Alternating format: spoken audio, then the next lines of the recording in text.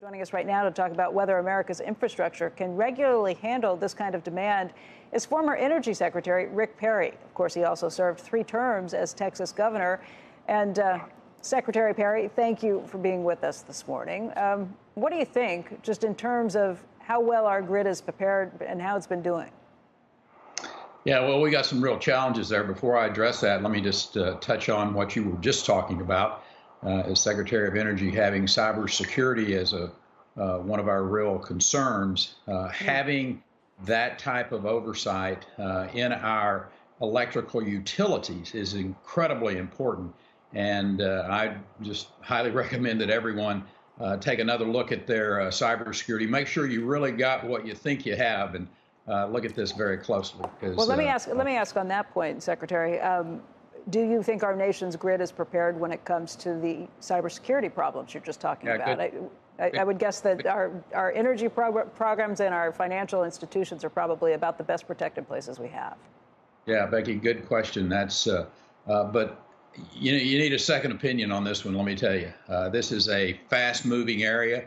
It's one that the bad guys are going to use and try to penetrate into. Colonial Pipeline, great example of it.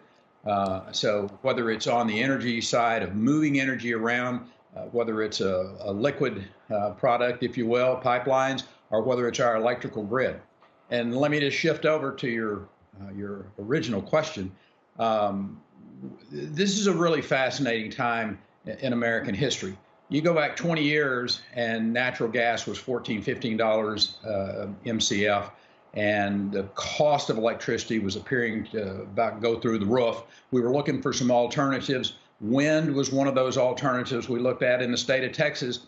I made the statement that if we could get to 15% renewable, then we would be sitting in a fine place, obviously letting our base load of fossil fuels and particularly natural gas coming online, and particularly nuclear.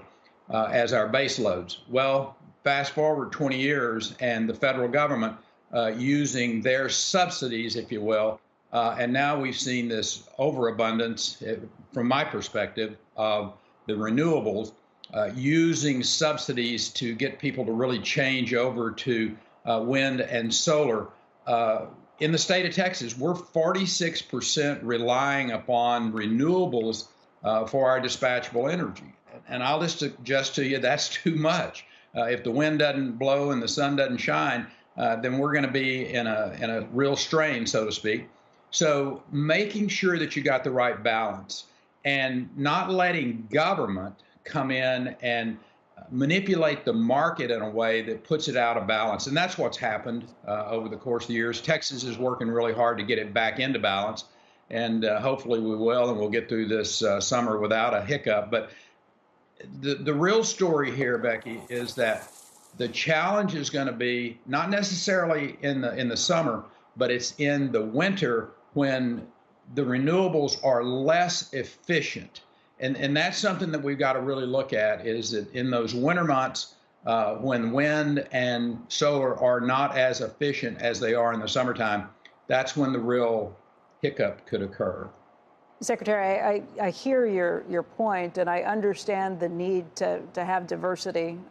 Look, you can look at Germany and see how overly reliant they were on Russian fossil fuels, and realize how that can get you into a real pickle if you're overly reliant on one source. But when it comes to some of the problems we've seen with Texas in the past, let's just go back to February of 2021, when millions of Texans were without electricity for a while. The problems there weren't the renewables. I think it was a much bigger problem with some of the natural gas plants that didn't perform as well as had been anticipated. The renewables there actually performed better than most people had anticipated. Well, that's not correct. I'm just going to read an article about it on that. But the point is, here's where we need to be really focusing. What are the base load places that we need to be incentivizing? You get more of what you incentivize. You know, if you tax more, you're going to get less of it. If you incentivize more, you're going to get more of it, so to speak.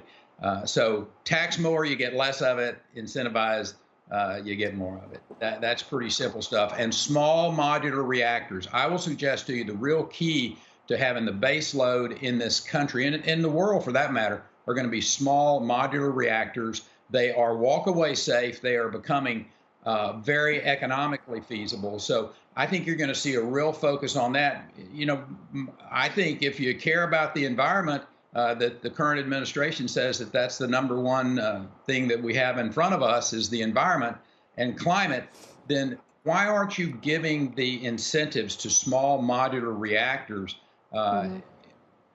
Good question, huh? Yeah, I think that's a good question, too. But just to go back to this point, I want to make sure we get it right. I was reading a Houston Chronicle article who cited Michael Weber, an energy professor at the University of Texas, who said it was the lost generation. The majority of the lost generation in 2021 in the winter was natural gas plants, not wind turbines. You're saying that's not true? I'm saying that's not true. So there's a couple of folks in there that I wouldn't put all of my money on them getting it always right. I'm not going to say the Houston Chronicle and University of Texas would be those two, but the point is, if you go back and really look at this, the wind side of things really fell down during that period of time. And I suggest that you get some other sources of information about why we had this challenge in the state of Texas. But the key is you've got too much renewable. I fully agree that 46% dispatchable on renewables is not the right balance. You've got to have more base load. You've got to have more base load. And so, Mr. Secretary, let's talk about the reactors, because I'm with you on nuclear. I think that's long-term the only way we're going to solve all these problems, especially if one day we're supposed to be literally pulling carbon out of the air, and we're going to need energy to do that, too.